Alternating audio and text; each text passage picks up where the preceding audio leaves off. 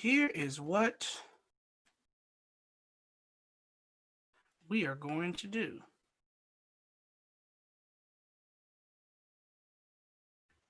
Okay, I'm going to try to finish this up for us. Sorry that I had to kick everyone off. That should never happen. However, let me just say this before we go any further. Um, there are individuals who, for the very nature of being who they are, will try to disrupt what we are doing. Um, my prayer for you, those individuals, is that you will truly get to know the Lord and that you'll be able to find some relief, whatever you are dealing with, when you know Jesus. Uh, you are welcome into our space, but you will not disrupt.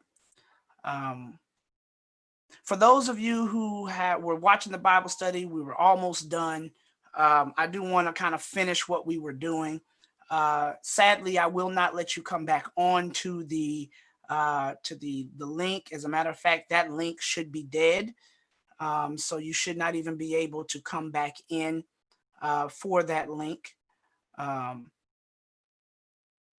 and the meeting room is locked anyway. So I'm going to just finish what we were doing, and I'm gonna walk us through it. So apologies for those who you were on and what you heard. We had we had some folks who just wanted to be destructive, and that's fine. Uh, but it's not going to stop what we have going on, what we're doing. So please bear with us as we try to finish up this Bible study. So let me continue on. I need to log my my other app back in. So give me 1 second as I finish up that particular Bible study.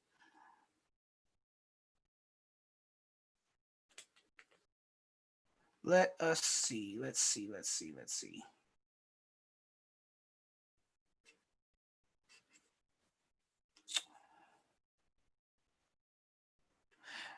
This is what happens, guys, um, when we use technology. That just like if it was in person, uh,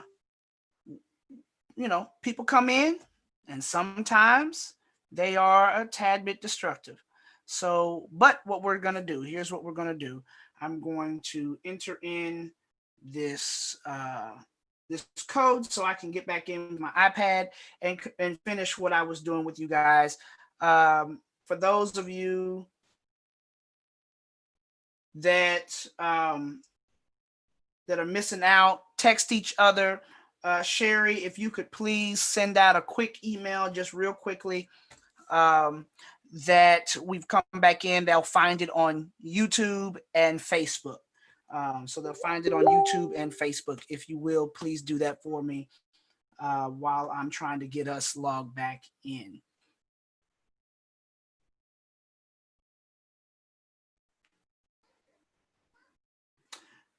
One more second.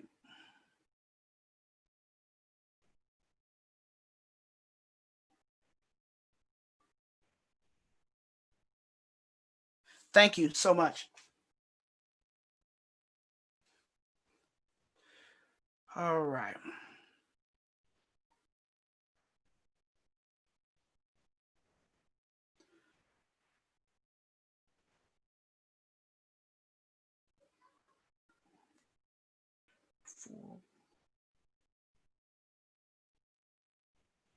Okay. All right. Cancel this. Okay, we are back with this, and we're going to finish this. I want to make sure that you have what you need um, from me, and we'll go from here. Thank you guys for being patient. Thank you all for being understanding as well. All right, here's my pen. So we've done a lot of work. We found some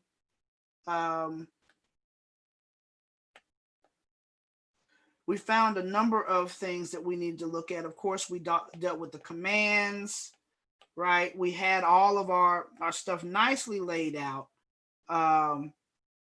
We talked about the rich. Okay, we talked about life. Let's see.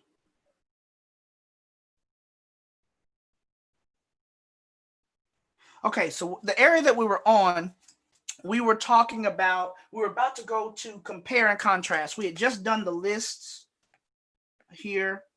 So we had the command to God to be good, the good deeds. So we had all of those. Let's see. Let's try to start this back up.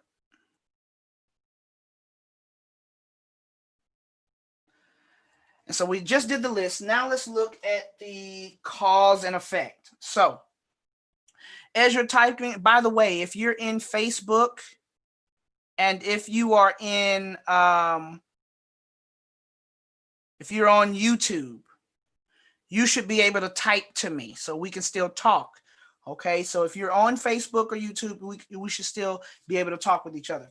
However, when we're talking about the cause and effect, so command those who are rich in this present world not to be arrogant, nor to put their hope in wealth, which is so uncertain, but to put their hope in God, who richly provides for us with everything for our enjoyment. Command them to do good, to be rich in good deeds, and to be generous and willing to share. In this way, they will lay up treasure for themselves as a firm foundation for the coming age, so that they may take hold of the life that truly is. What I see, and if we were in the dialogue, might see more, but what I see is two cause and effect. All right. So the first one is basically this first section, verses 17 and the first part of 18, right? Command them to do good, or all of 18. Command them to do good, to be rich in good deeds, and to be generous and willing to share. So if they do this, the effect, and in this way they'll lay up treasure, okay, for themselves, a firm foundation, okay. You can also extend that first clause all the way up, but to their hope, but to put their hope in God, who richly provides with everything for our enjoyment. Thank you, Sherry. I appreciate it. All right. So as we look at this, now we're going to look at some. We skip kind of past contrast and comparison. So with the contrast, so there is when we see the rich in this present world, right?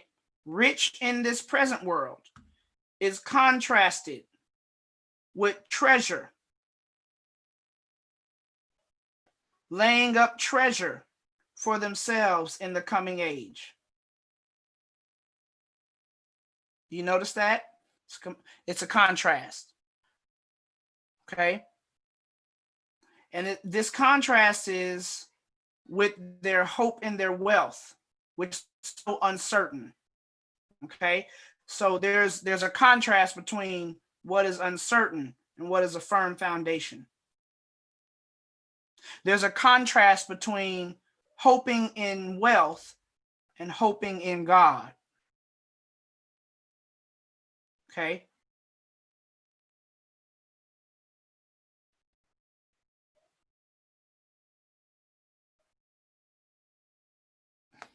All right. These comparisons. So when we're talking about the comparisons. All right. So let's look at this. Command those who are rich in this present world not to be arrogant, nor to put their hope in wealth. So it's comparing those who are rich with their arrogance and their wealth. Notice that. Those are connected. But it also, which is so uncertain, but to put their hope in God, who richly provides us with everything for our enjoyment, and command them to do good, to be rich in good deeds, to be generous and willing to share. So we're in this one, we're talking about those who hope in God. It's comparing their goodness, right? Doing good, rich in good deeds, willing to share. Okay. Um, as we talk about the figure of speech, when we talk about the figure of speech, what we're looking for. Command those who are rich in this present world not to be angry, nor to put hope in wealth, which is so uncertain, but to put their hope in God, who richly provides with everything for our enjoyment. Command them to do good, to be rich with good deeds, and to be generous and willing to share. In this way, they will lay up treasure. Okay.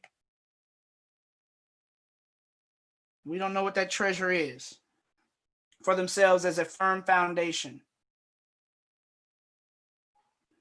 As, okay, so they may take hold of it. Hey, Stephanie, how you doing? So you got it. Lay up treasure. Okay. So that they may take hold of the life that is truly life. We'll go down to conjunctions. So that in this way,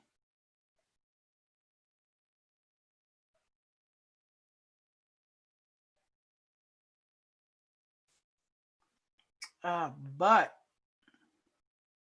which also shows you a compare and contrast. We missed that one.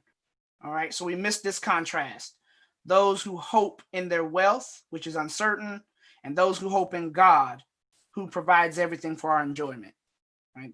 That's a compare and contrast. All right. Command those who are rich in this present world not to be arrogant, nor to put their hope in wealth.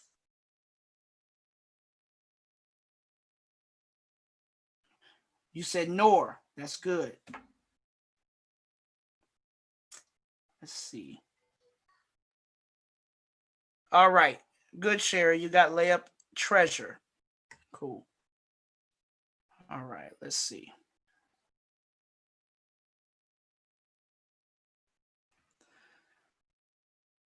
All right. Let's keep going. As we look at verbs,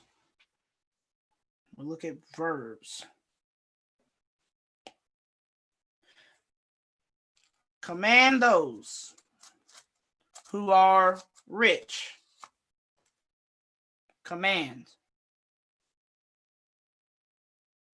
Not to be arrogant. Okay. Nor to put their hope.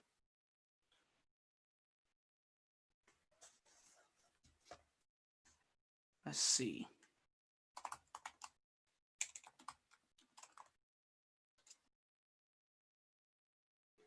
Waiting for you guys. Let's see. What else did you get?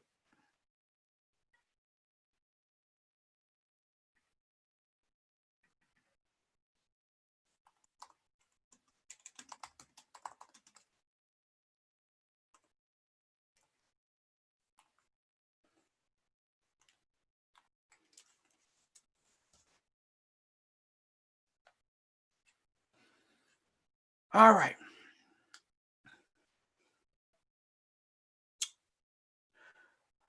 Let's see. So the command. So notice the command is a verb.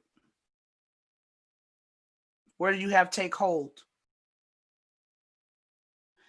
Arrogant is a verb.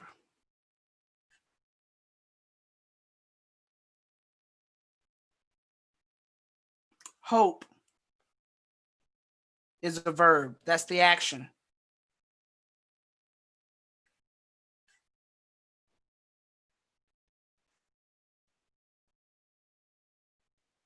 Okay. So you got provide and arrogant. We also have, so in that first sentence, command, arrogant, hope. Okay.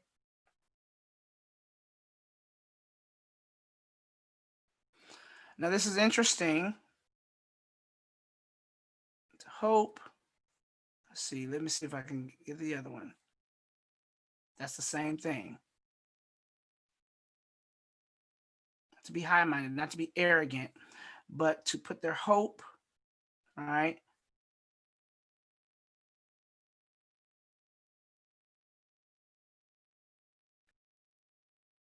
And then it should come up again. All right. So we got that again. So then let's go. So richly, what'd you say? Provides.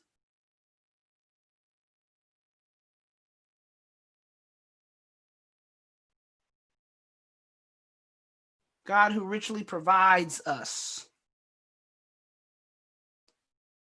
Okay. So, yes, it's a verb. It's a participle. It's a participial verb. So it's a continuing action kind of verb. But in our English, we would see that more as like a verb, right? So then when we go on to the next verse, we'll see that command again. Okay. So we'll have command again. Command them to do good is a verb. Okay. And to be rich is a verb. And it's more the be part that's a verb. But in Greek, that's one word. And all of it means to be rich. Okay. They that are rich is a verb in this particular text. So again, when we're looking at the different languages, of course, we'll get to that later. Some of the ways that they use a text or a word is different. Hey, what's up, Jamel? Let's see. Another verb is to be. So when we get there, okay. Now let's go on to the next verse. We'll see that store or to lay up, to store treasure, to lay up is a verb.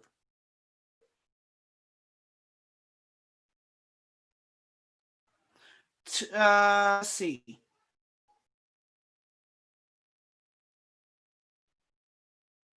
Take hold is a verb. Okay. So all of these, we see that there's a lot of action in this text. This is what that means. So we see that there's a lot of action going on in the text. There's commands. He's telling this individual to command, right? He's telling the individual to command the rich. Here's another verb, not to be angry or not to be arrogant. Okay. So to not be arrogant, and then it moves on. Notice hope is an action. So that changes what we think about what happens when we hope about something. When we say, I hope God will do this for me, right? And oftentimes we're passive in that. We're waiting on God to do something. Hope is an action. Okay. So again, the command to do good, to lay up, all of these are verbs. So it's showing you that there is some activity, that somebody's doing something or having something done to them. Okay. So notice this. The command, that verb is attributed to Timothy. Paul is telling Timothy to do this action, command.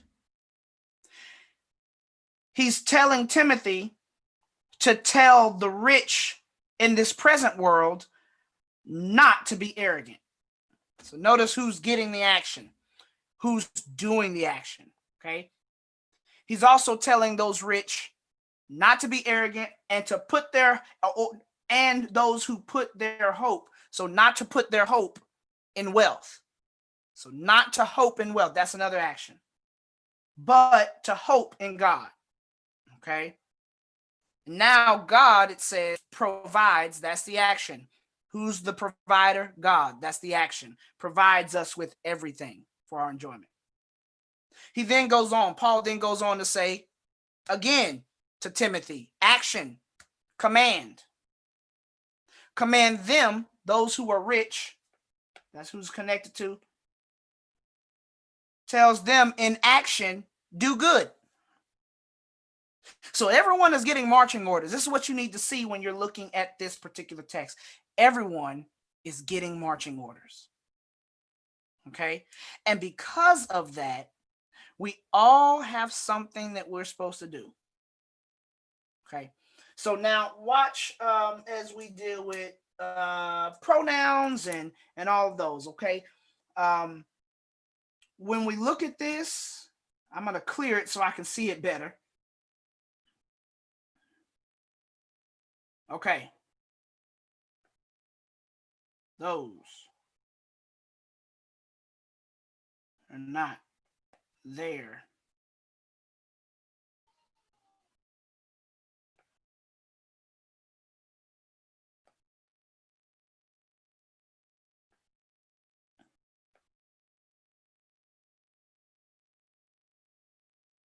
Okay.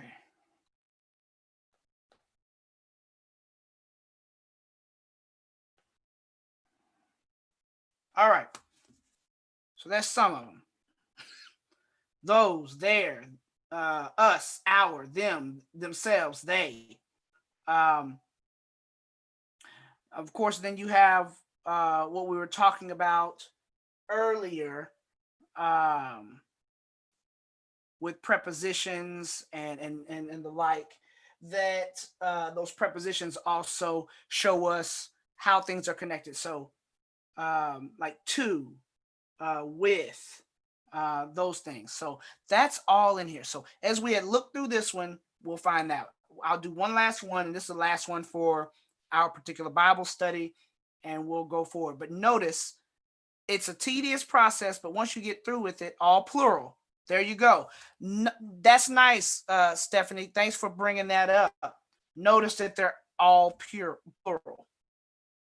So this text is originally not written about one singular person. It's written to Timothy, but Paul is writing to Timothy about a plurality of rich people who are present in this world, and telling them not to be arrogant, nor to put their hope in their wealth, because we know it's uncertain.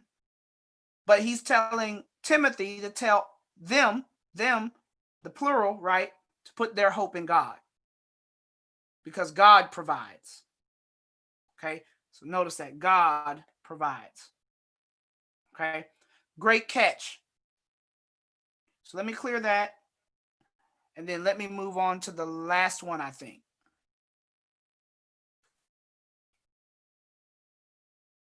All right, Matthew. This one we should know, but if we know it too well, we'll miss some stuff. You know what I mean? When you're too familiar with something, oftentimes it keeps you from seeing what's actually there. All right. So let's start with, again, repetition. I'm just doing it in the order that the book has, just for clarity. You don't have to do it that way as you're going through. As you're reading, if it pops in your head, you can circle it. Like the first thing that I would have done is to put then. That's just me. Okay. But let's talk with repetition. Okay. Then Jesus came to them and said, all authority in heaven and on earth has been given to me. Therefore, go and make disciples of all all nations, baptizing them. Okay, them comes up, but it looks like it's two different things. So you can do this as you're going. So them, he came to them. Who's them? If you read before, you would know that this was the disciples. And this them is the unbelievers. Okay, so that's what them is. All right, and he says, baptizing them in the name of the Father and the Son and the Holy Spirit, and teaching them, those two are connected, to obey everything I have commanded you. And surely I am with you always, to the very end of the age. Okay. So while yes, Stephanie, there's two, two comes up 4 times. And so as we're looking through this, let me go ahead. 2, teach them 2, 2 on earth, 2. Okay. All right. So now we've done some of the repetition. Let's look at the contrast. Then Jesus came to them and said, all authority in heaven and on earth has been given to me. Therefore, go make disciples. And is 7. Okay. And is 7.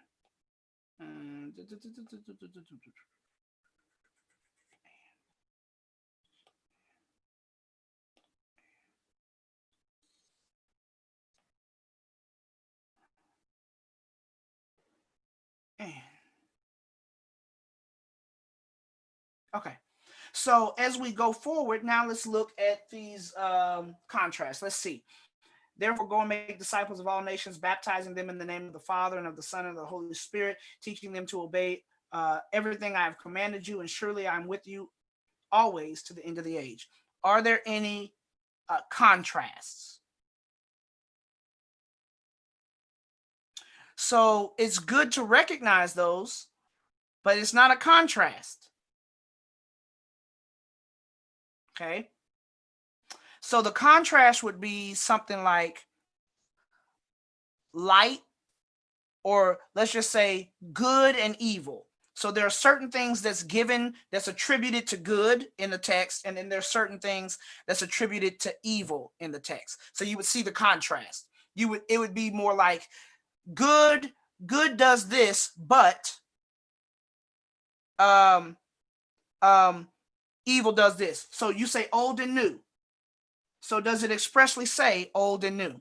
Right? So Jesus came to them and said, all authority is given to me, therefore go and make disciples of all nations, baptizing them in the name of the Father, Son, and Holy Spirit, teaching them to obey everything that I have commanded you, and surely I'm with you always to the very end of the age. So while there may be a contrast implicit, right, it's not necessarily there, right, it's implied. There you go. If you don't do these things, I will not be with you until the end of the age. Great. So now you can see that there's something implied. So you might want to write that down. This is implied in the text. Okay. So that's good. If you can make the case for it, do it. Right. Yes, I get you, Sherry. So yes, it was an example for him. Yes. So old and new would be a contrast, whereas a comparison might be a person being compared to an inanimate object, or a body part. Like last week we talked about James, and it's talking about the tongue, and the tongue was being compared to a rudder on a boat, or a bit that you put in a horse's mouth, or there was one other thing, and I can't remember.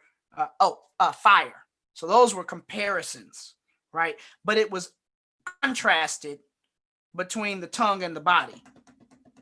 Okay. So compare and contrast is often hard. Usually if there is a comparison, there's typically a contrast somewhere. So I usually put them together. When I preach, you'll hear me say there's a compare and contrast in the text, and I will tell you what the compare and contrast is, and I'll probably do both of them. Okay, lists. We have lists. Therefore, go and make disciples of all nations, right? Baptizing them in the name of the Father and the Son and the Holy Spirit. That's a list. They're separated by and. Okay. Therefore, go and make nations of all nations, make disciples of all nations, baptizing them in the name of the Father and the Son and the Holy Spirit, and teaching them to obey everything I have commanded you. And surely I am with you always to the end of the age. Father, Son, Holy Spirit. All right. So we've got this. Now, this is interesting because there's a doctrinal thing going on here. This is one of those areas that have separated denominations. Okay. And the question is around Do we baptize in one name or in three names? And I'm telling you, people fall out about this. So there are some denominations that say Jesus is enough. You baptize them in Jesus and that's it. If you'll notice, traditionally Baptist churches baptize in a threefold name. I now baptize you in the name of the Father, the Son, and the Holy Spirit. This is where they get it from. This is where we get it from. Okay. So notice the list. Notice that in the list, it's a list of what? People. Father, Son, Holy Spirit. Okay. So then one of the things that you would do as I'm going out of turn right now, is that with this list, the word in, because what a list is supposed to be able to do is you should be able to apply the front part of that list, of that sentence that's leading into the list, to every single one of them. So, right. So Catholics also baptize in Father, Son, Holy Spirit language. So watch this, baptizing them in. And so then what you would want to do is try to figure out what in means. In the name of the Father, in the name of the Son, in the name of the Holy Spirit. Okay. Then there's a further list, teaching them. Boom. And teaching them. Okay. So there's a list within a list. Did you notice this? Okay. So therefore, go make disciples of all nations, comma, right? Baptizing them in the name of the Father, the Son, and the Holy Spirit, comma, teaching them, right? So he's listing, notice this, make disciples, baptize, teach.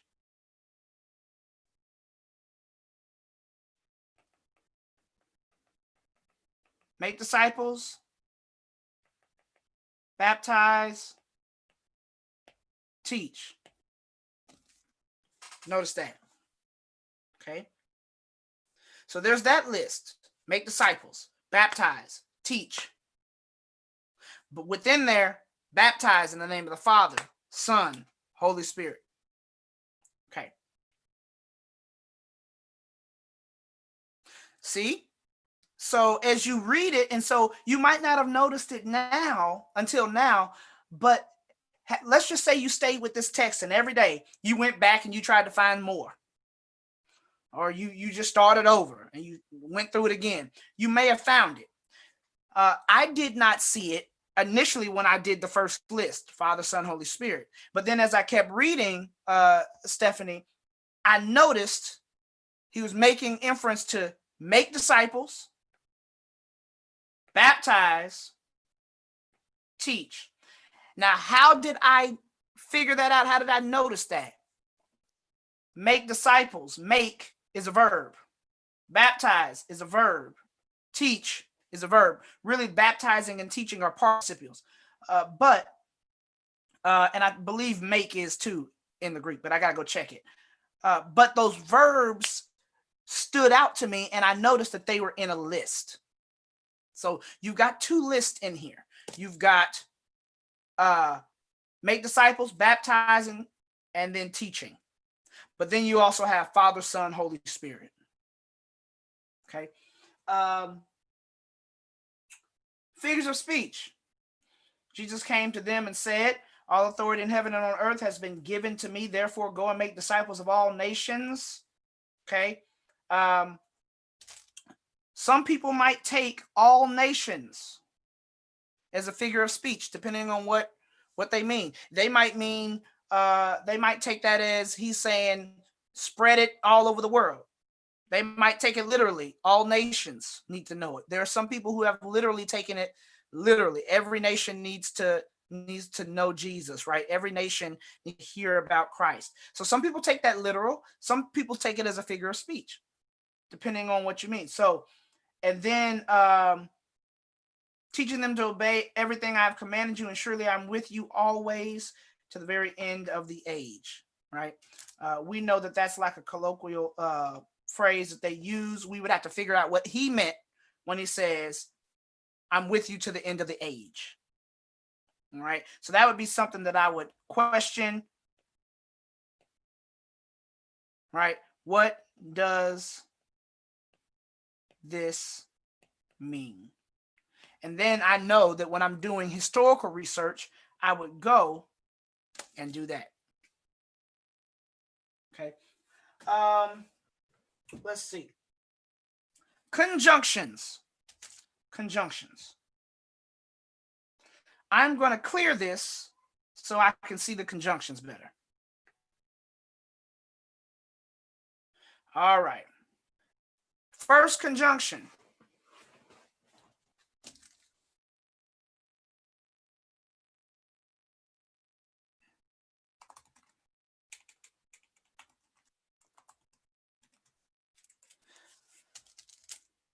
What do you say?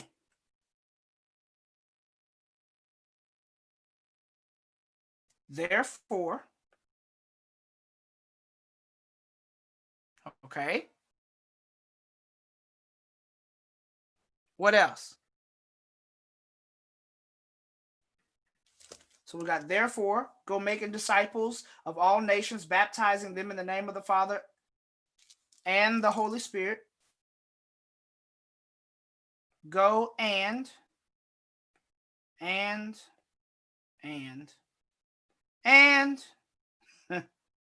teaching them to obey everything I have commanded you, and surely I'm with you always to the very end of the age. No, all is not.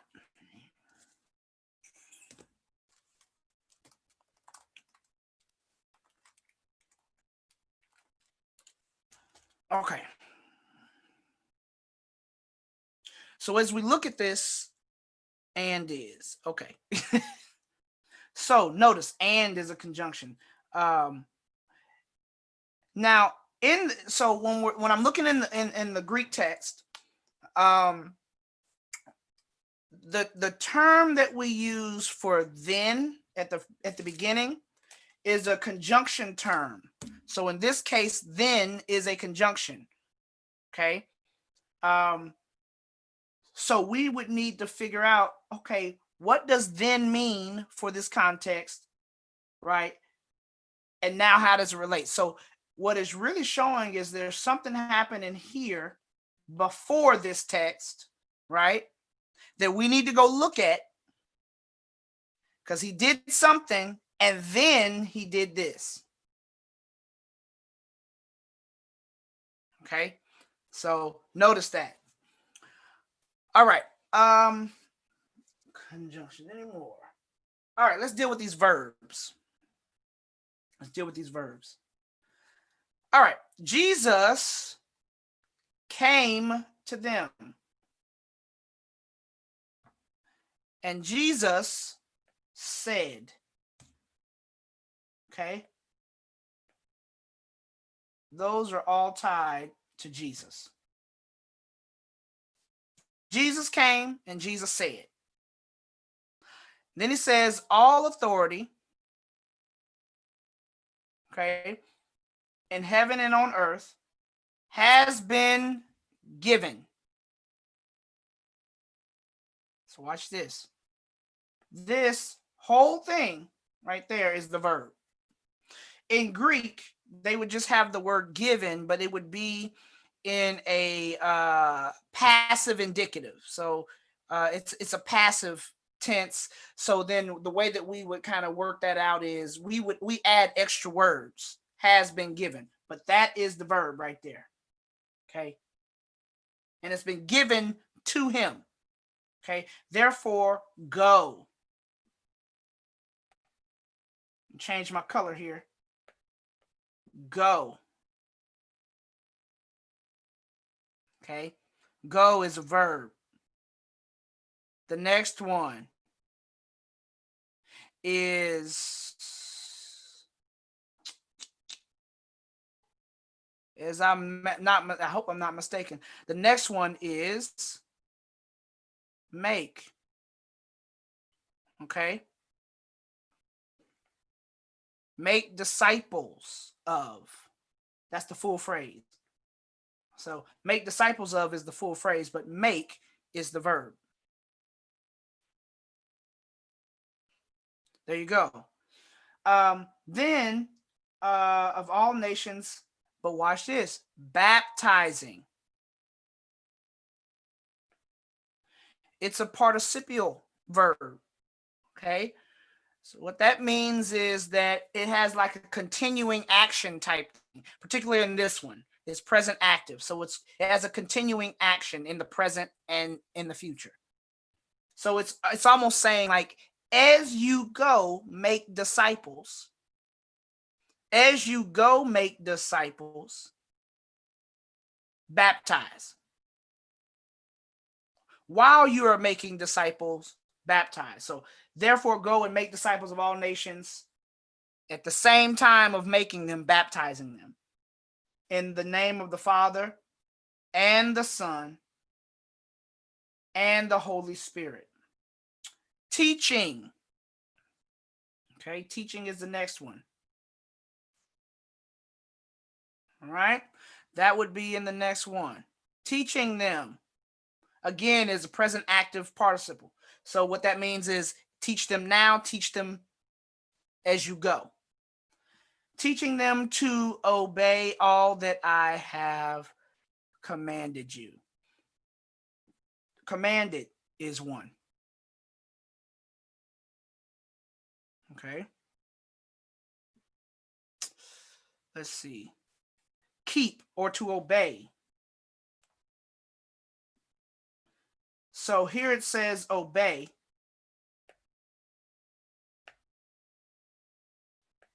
Here it says obey, but it also means to keep. Teaching them to keep everything I have commanded you. Obey is the verb. Okay.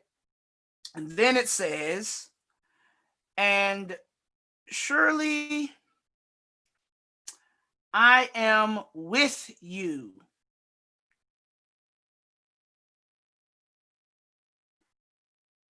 I am with is the verb.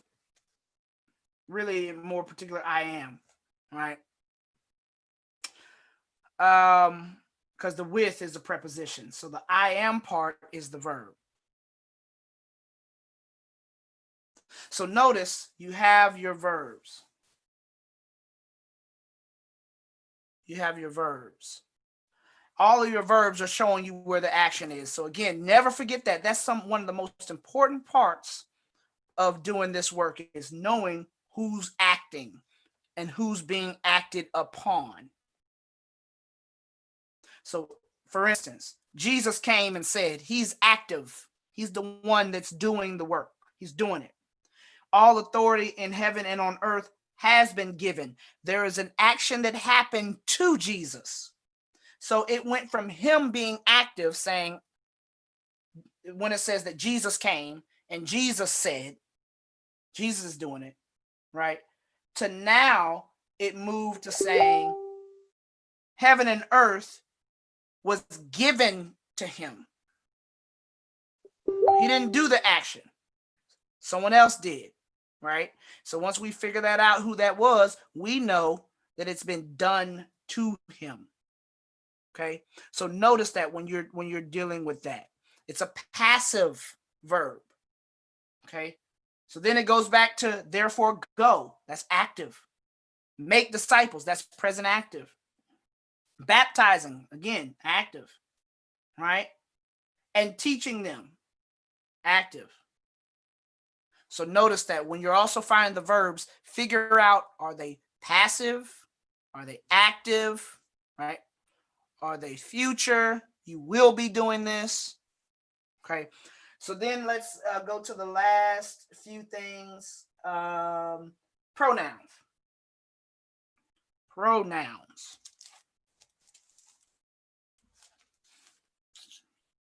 Clear this again. Then Jesus came to them and said,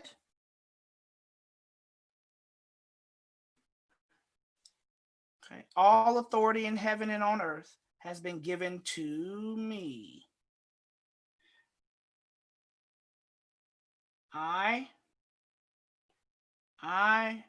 because these are personal pronouns. Them,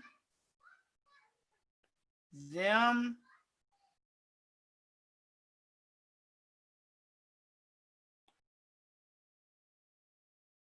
Okay.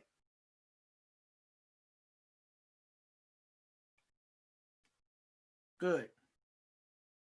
Now, some of these words that they don't really use that are important to this particular text, to. We talked about this, right? To. Jesus said to them, right? You. Thank you. So Jesus said to them. It tells you where the action is going. It's going to them, right? Right? The action for the authority of heaven and earth was given to Jesus. Shows you where the action is going. Make this go and make disciples of, right? Of all nations. Baptizing them in the name of the Father and of the Son and of the Holy Spirit. Okay, and teaching them to obey. And surely I'm with you always to the very end of the age. 2. So once we unlock the words in the passage, it starts to become clear who's talking. It becomes clear who has the authority in this text, who has the power. It becomes clear who's supposed to be doing what. God is speaking, or Jesus is speaking. Jesus is saying that something has been given to him, that's authority in heaven and on earth. Okay. But then the actions in the next section, verses 19, go. Now I want you to notice this. There is a how should you say, this particular conjunction right there is very important. Therefore is very important. And the reason why is because therefore lets us know that we got to back up one more time to verse 18 to figure out why the next portion is important. So watch. Then Jesus came to them and said, all authority in heaven and on earth has been given to me. That's the statement. Therefore, go. So in order for us to understand why it's important for us to go and make disciples, it tells us in this text that therefore shows us it's important because all authority on heaven and earth has been given to him. Therefore, go make disciples. Okay. So just unlocking those pieces. Why should we evangelize? Because the authority has been given to Jesus. Now we can unpack that in a myriad of ways. That authority might mean now we need to tell people that they don't have to be bound. Right? Now, we can tell people that the struggles of life, that the trials and tribulations of life don't have to rule you because the authority has been given to Jesus. Right? So that's when you start to interpret and apply. But notice, therefore, is connected to this previous section. Okay. So we're going to move on next week to chapter 4. Don't be overwhelmed by chapter 4. It's going to move you from reading a sentence to reading a paragraph. You're pretty much already doing that. You know, current standards is a paragraph is 3 sentences or more. This is a paragraph. Okay. So we're going to read paragraphs. You're going to do basically the same thing, but what you'll notice is, and what you should have noticed in this one, is that there are some tools that you're lacking to help you get this clearer. So in this next chapter, they will cover a few other tools that you can use when you're looking at longer passages. Because sometimes the compare and contrast is not in one sentence to the next. It might be in one paragraph to the next or one chapter to the next, right? You might be looking for a general statement that goes to specific, right? So all of that is working. That's why I think that's important that you know when you go to the next chapter, don't be alarmed. Don't be alarmed when they add more to what you have to do. But by this time, you should be able to fly through this section like this. Find all the verbs, find all this, find all the people, all those things, okay? As you do that, you'll continue to grow and this will get easier for you. We're not going to be perfect. We're not going to be able to see it every single time at the beginning. But as we continue to work through this stuff, we'll continue to see what we need to see. So thank you so much. Sorry we went way over today. Sorry for the mishap that we had today with some folks who got on and just wanted to cause a little destruction. May God bless them, and I hope that they stop playing with the Lord. So with that, thank you all. I pray that this has been beneficial for you. We'll continue to go through this book. We're going to try something else out next week. So y'all stay tuned next week for how to get on to the Bible study. So y'all stay tuned for that next week. We're not going to get on the same way. All right. God bless you. We'll still be able to use our Zoom. I'm going to change up some things so that won't happen again. So God bless you. Thank you again for staying with us tonight. And I hope that this was beneficial. See you next week. God bless.